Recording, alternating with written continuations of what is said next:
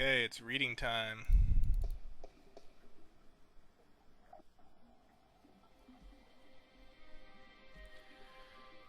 Okay, so like the computer screen, um, she's not going to read this out loud. So, again, for the sake of you who may not be able to read it very well on the screen, I'll go ahead and read it.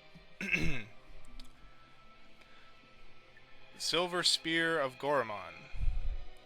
In the glory days of Bakshiva, before the drought, when Gorimon was the greatest city in the known world, the Parekh of Bakshiva decided to forge the most powerful weapon in the world to challenge the mighty white dragon.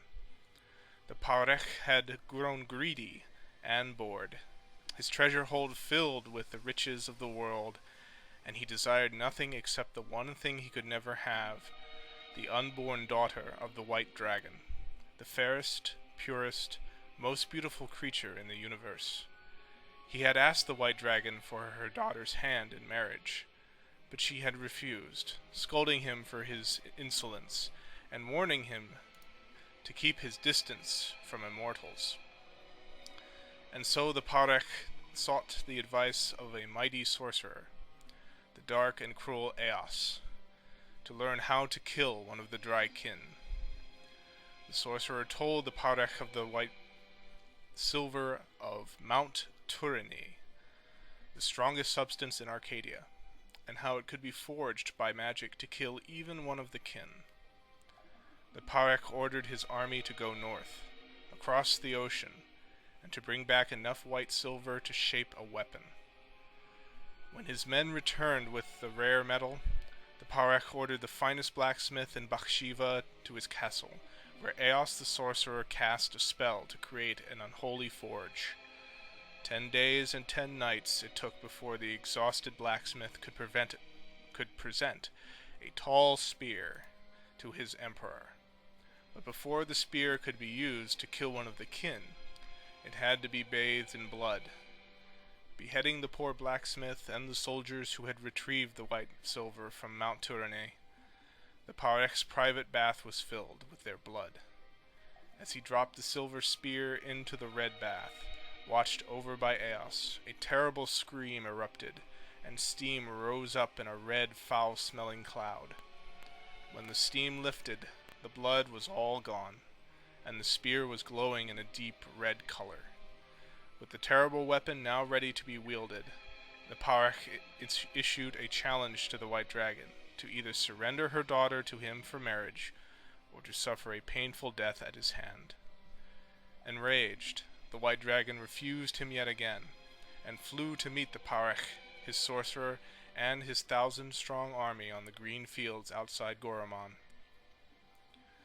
Of the magical silver spear she knew nothing, and the Parekh kept it wrapped in cloth by his side. "Bring your forces around, Parekh," warned the white dragon. "If you do not, I will lay waste to them all." "I wish my men no harm," lied the Parekh, "for this is between the two of us." He then rode forward alone, and dismounted his horse, but stayed within reach of the spear. The white dragon landed before him, and she said, "You are brave to face me like this when you know you cannot harm me."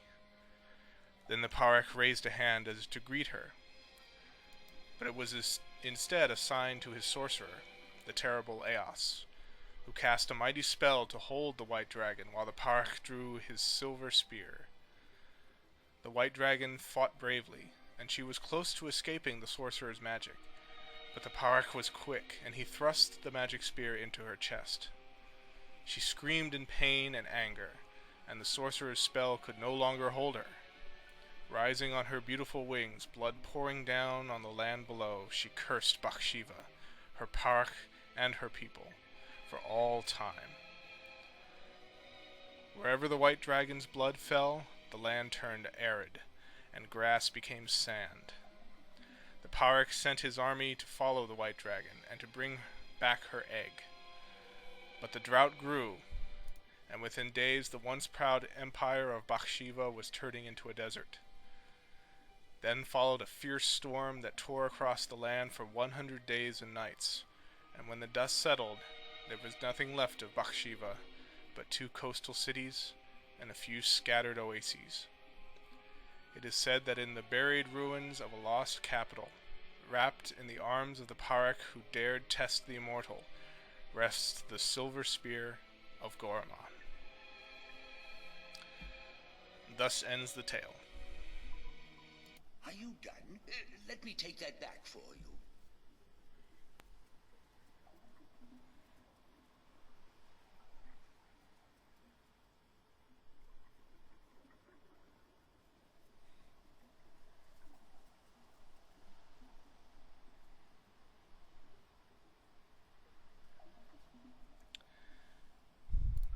Well, let's see if we can find another book, shall we?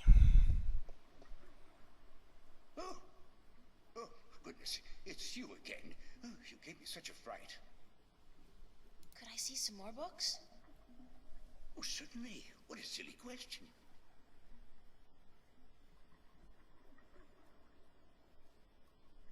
I'm looking for some information, but I'm not sure which book to ask for. No matter. I know a great deal about most of the books in here. What topic intrigues you? I need to find out which 4 magical people of Arcadia were given a piece of the stone disc that serves as the key to the Guardian's realm. The stone disc of the balance, yes? Yes. There could possibly be something on that in... let me check. Just one moment.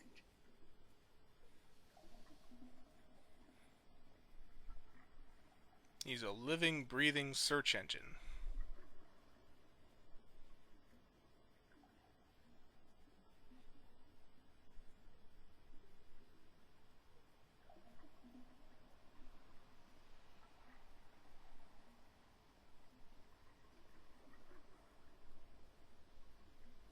I did find something of interest. I'll leave it here for you to read.